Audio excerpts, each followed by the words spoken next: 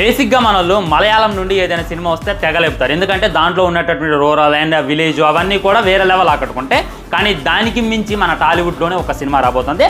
అదే తిమ్మరాజపల్లె టీవీ అనమాట. ఈ ట్రైలర్ని ఇప్పుడే చూడడం జరిగింది. April 17th సినిమా అయితే మన ముందుకు వస్తుంది. ట్రైలర్ చూసిన తర్వాత నా దెమ్మైతే తిరిగింది భయ్యా. దీన్నమ్మ టీవీ కోసం యుద్ధం చేసుకోవడం ఏంద్రా బాబు.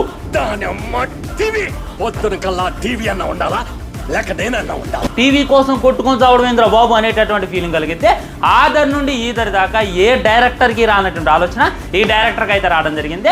ఒక ఊరు ఉంటుంది అనమాట. ఆ ఊరిలో ఒకరికి పడదు. నేను ముందు టీవీ తెచ్చినట్టు ఒకడు, నేను ముందు టీవీ తెచ్చినట్టు ఒకడు. సో వేరే వాడు టీవీ తెచ్చింది కదా, వాడి టీవీని నాశనం చేయాలని చెప్పి ఇంకొకడు, నా టీవీని ఎవడు నాశనం చేసిండ్రా వాడు తిత్తి తీస్తా అని చెప్పి ఇంకొకడు. నిజంగా ట్రైలర్ అయితే మామూలుగా లేదు. జస్ట్ 2 minutesలో నన్నైతే అలా కట్టిపడేసింది. నాకైతే ఫీడ్లో వచ్చిందనమాట.